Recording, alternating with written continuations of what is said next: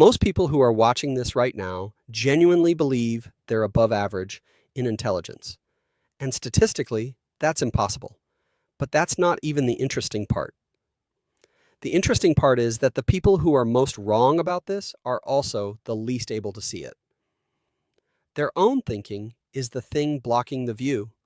So here's the real question this video is asking. What if you're one of them? Here are 8 behavioral signs grounded music in psychology that your intelligence might not be what you think it is. Sign number 1, watch how you behave when someone doesn't take your opinions seriously. Is there a sting? A quiet need to reestablish your credibility? That specific discomfort has a name. Psychologists call it contingent self-worth, and research shows people who tie their value to being seen as intelligent actually avoid hard intellectual challenges, because being wrong in that space doesn't just feel like a mistake, it feels like a collapse of identity.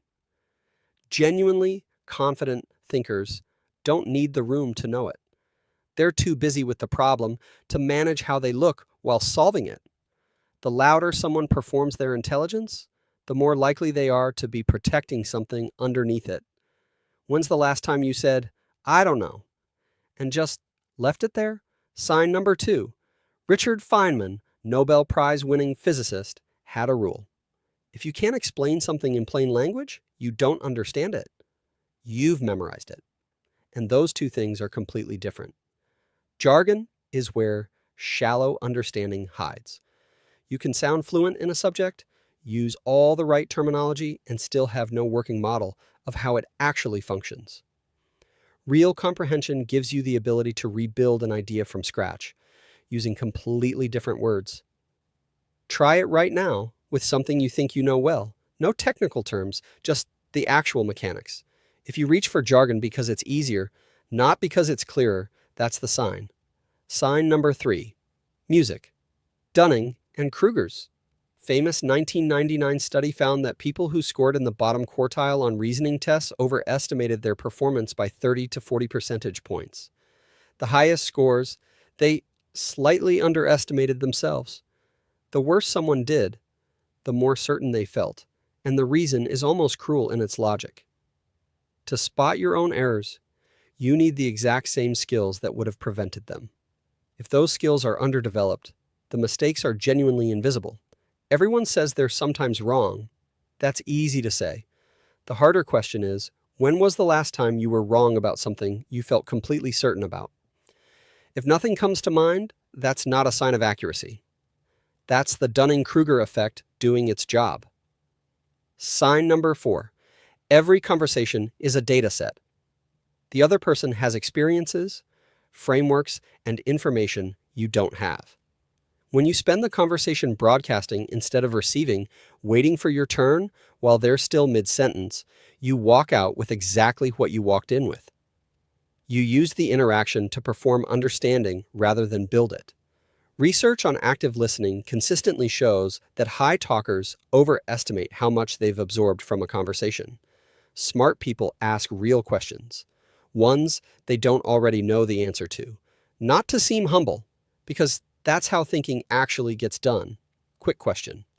In the last conversation that mattered, how much of it did you actually hear? Sign number 5. The brain loves a binary.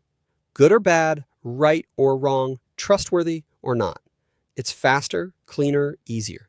The problem is reality almost never cooperates. Psychologists call this dichotomous thinking, and it's linked directly to low cognitive flexibility, which is your brain's ability to hold competing ideas at the same time without forcing a verdict on them. Here's the diagnostic. Listen to your own language when you're emotionally activated. Do words like always, never, everyone, nobody come out a lot?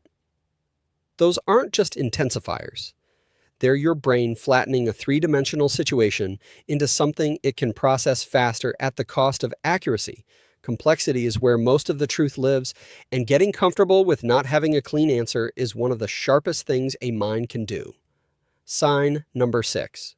Changing your mind should feel like winning. You just got closer to the truth. But for most people, it feels like losing, like admitting they were stupid for believing what they believed before.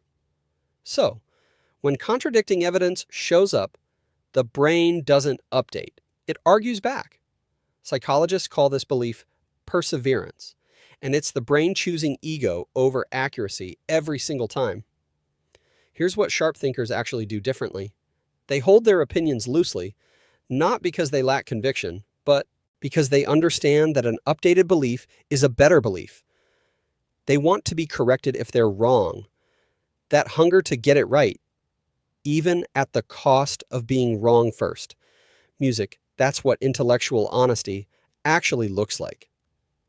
Last time someone challenged you, did you listen or did you already know you were going to disagree? Sign number 7. Picture the person who has a take on everything.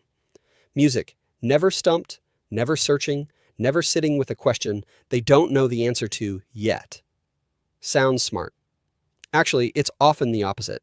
A 2011 study in Perspectives on Psychological Science found curiosity predicted intellectual achievement as reliably as IQ, not as a bonus, as an equal measure. Because curiosity keeps asking why. It goes one layer deeper